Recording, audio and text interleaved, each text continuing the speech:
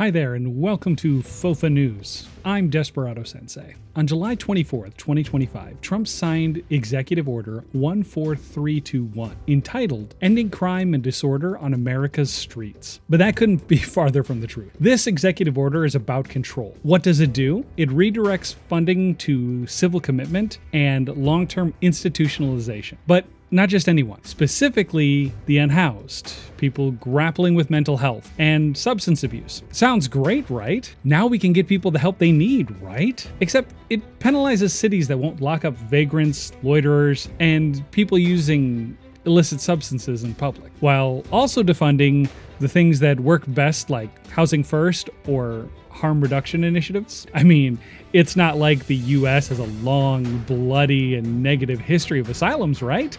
It's not like we use them to perpetrate misogyny, racism, classism, and eugenics, right? Oh, hold on, I'm getting a call. Oh, it's Jack. Hi, Jack. Okay. Okay. Yeah? Fine. Bye. Well, scratch what I just said. Strike that. Reverse it. This way, please. They have all been weaponized by US institutions. Let's play a game. I'm going to say different things that women did in the 1800s, and you can tell me if they could be institutionalized for it. Are you ready? Let's go. You are found out to be a lesbian. Institutionalized. You are expressing sexuality. Institutionalized. You want a divorce.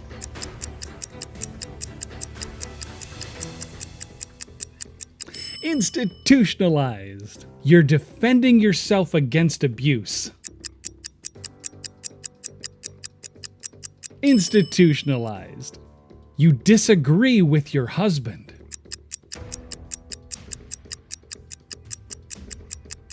Institutionalized. What a fun game! But men also had their run-ins with institutions. Being a black man and labeled feeble-minded or unruly meant you were confined, chained, and forced into unpaid labor. Native American? You better not speak your mother tongue or resist assimilation, unless you want to be institutionalized. Poor and white? You could easily be labeled. Veteran with PTSD? Well, unstable. Gay? Deviant. Addiction? Incurable. Hey, we can't forget about the treatment people receive for their ailments, right? You know, like ice baths, forced sterilization, restraints, electroshock therapy, lobotomies. Hell, eugenics had been a thing for a long while. But in the early 20th century, it was a scientific practice. And who better to practice on than those deemed unable to self-determine? If you were disabled, black, indigenous, poor, or a queer woman, you could be sterilized without consent or your knowledge. Around 40% of Native American women of childbearing age were sterilized by a genocidal US policy. Of course, black patients in segregated asylums faced overcrowding, neglect, and abuse. And if you were a Latino boy speaking Spanish, you could be labeled a sociopath. Families erased in the name of public health. You know, the America that's no longer taught in our history textbooks because it makes us look bad. These places were dumping grounds, places to imprison people falsely, and torture grounds of trampling on basic human rights and dignity. And now, Trump wants to bring them back, under the guise of addressing homelessness and mental health. Lock the key and throw it away wasn't a term just used for prisons. It was used for institutions too. These weren't hospitals, they were prisons with their own inhumane labs. And this is exactly what the executive order wants you to do about the matter. Do you for a moment think these are going to be state or federal run institutions with oversight? Hell no. I bet Geo Group is just chomping at the bit with the prospect of prison infrastructure for those the Trump administration call the mentally ill or those with TDS. But none of this helps. All it is a muzzle over a person screaming in pain and in fear. If you truly cared about mental health, you would fund housing, actual approved treatments, and things like universal health care. That way, the least among us could get the treatment they need and not end up in a prison or institutionalized, which also costs taxpayer dollars. Funny how that works. Just imagine in this day and age with our current surveillance state, a padded wagon shows up to take someone away because a husband said their wife was unstable. A black teen acts out in school, or a veteran has PTSD-induced emotional breakdown in a public place. Just carried away and forgotten about by society. And the thing many people won't admit, but will happen, is the number of kids with autism spectrum disorder, OCD, bipolar disorder, manic depressive disorder, just dropped off because they are difficult, or people don't have the resources or support to take care of them on their own. You can always expect Trump to take an eyesore or something he thinks is unsettling and try to cover it up instead of dealing with it. This is that issue. So you think the past is the past and history can't repeat itself? Just wait. Remember, Portland is a war-torn city. Antifa is a terrorist organization.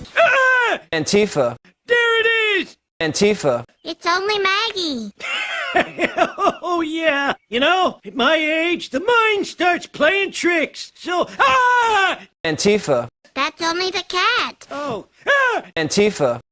That's Maggie again, Grandpa. Oh, where were we? Antifa. And Tylenol causes autism. With this administration, it doesn't take much for trans to be considered mentally unfit. It doesn't take much for a black teen to be labeled a super predator. It doesn't take much for a VA report to say you can't integrate back into society. It doesn't take much for a sexual assault victim to be labeled hysterical. And it doesn't take much for a child to be troubled.